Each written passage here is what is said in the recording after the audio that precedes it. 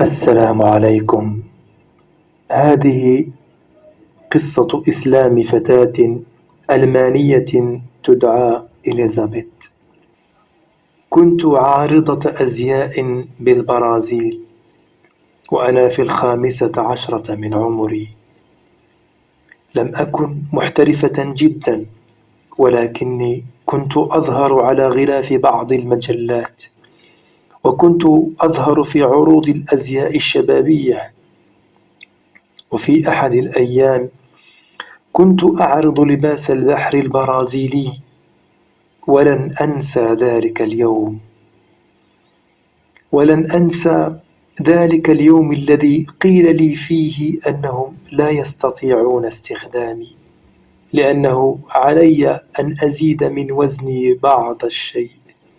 أوقفوني من العمل بسبب نقصان وزني. شعرت بالخجل الشديد. من أعطاهم الحق ليتكلموا عن جسمي بهذه الطريقة؟ فأنا إنسانة ولست سلعة. أشعر بهذا في كل الإعلانات. شعارهم الجنس يحقق المبيعات.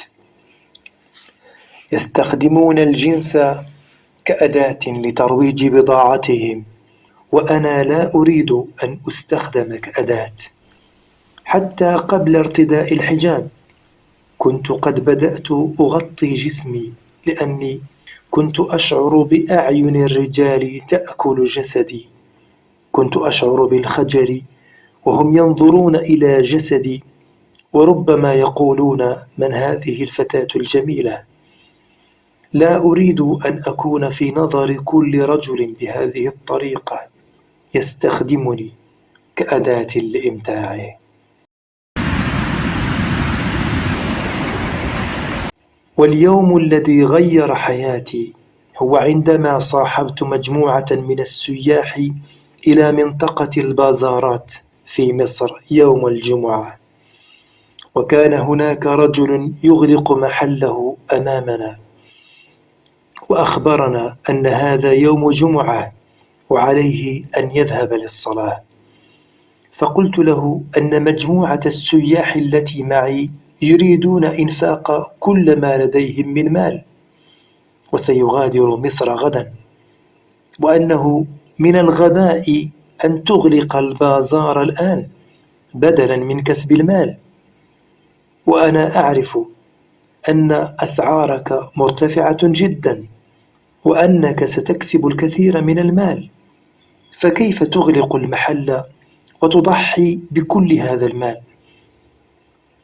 قال لي: أنا مسلم، وهذا يوم جمعة، ويجب علي أن أذهب للصلاة.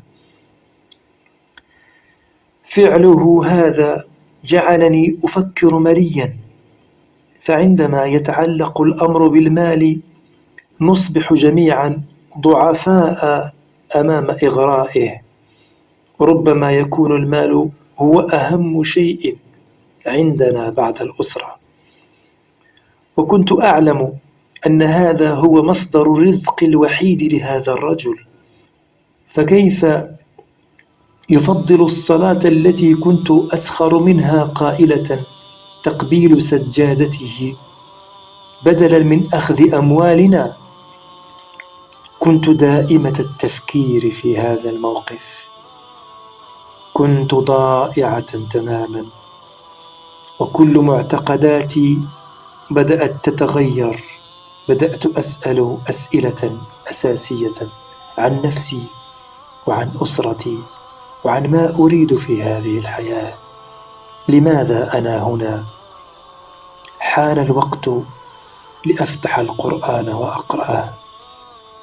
أخذت أغتسل لمدة نصف ساعة، لأني قرأت في كتاب آخر أنه لا بد من الطهارة قبل مس القرآن. كنت حقا حريصة وخائفة من لمس هذا الكتاب، لأني أعتقد أنه يجب احترام الأديان الأخرى.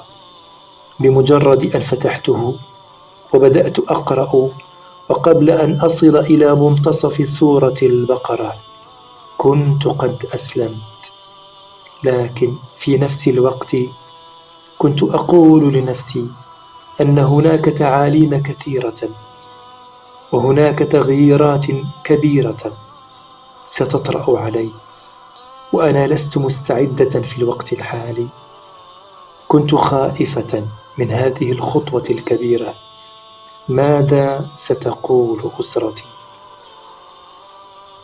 وكيف سأعمل في هذه المهنة بعد إسلامي؟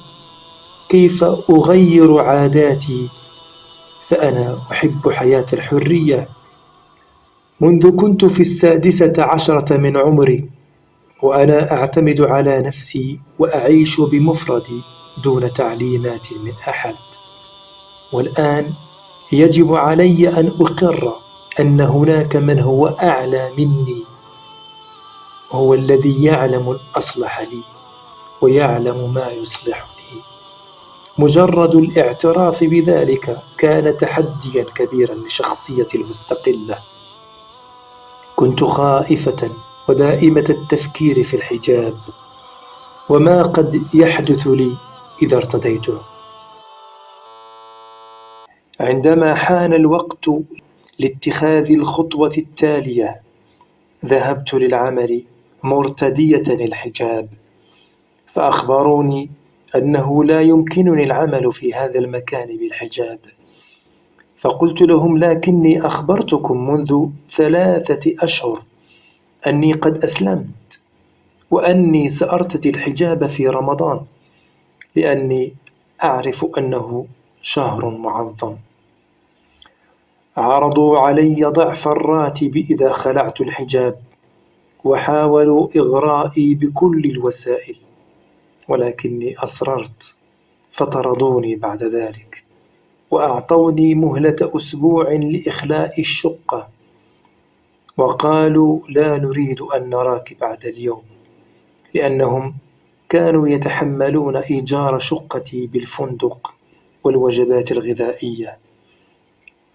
فوجدت نفسي في الشارع، لا مسكن لي ولا أملك مالا يكفي لشراء تذكرة العودة إلى ألمانيا، ولم أكن أرغب في العودة لألمانيا.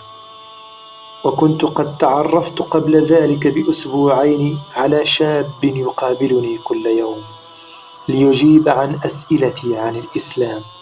كان أول شخص ساعدني لأتعرف على حقيقة الإسلام، فكان يجيب عن أسئلتي دون محاولة استغلال الموقف للخروج معي وقضاء الوقت.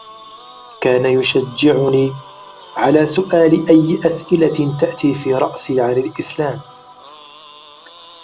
أخبرته ما وقع لي، فأخذني للقاهرة وعرفني على أسرة، وكانوا يعلمونني كيف أعيش كمسلمة. عشت معهن 4 أشهر حتى وجدت عملا واستأجرت شقة صغيرة، وأنا الآن أملك مركزا خاصا لأنشطة الأطفال بعد الأوقات الدراسية. والحمد لله على نعمة الإسلام.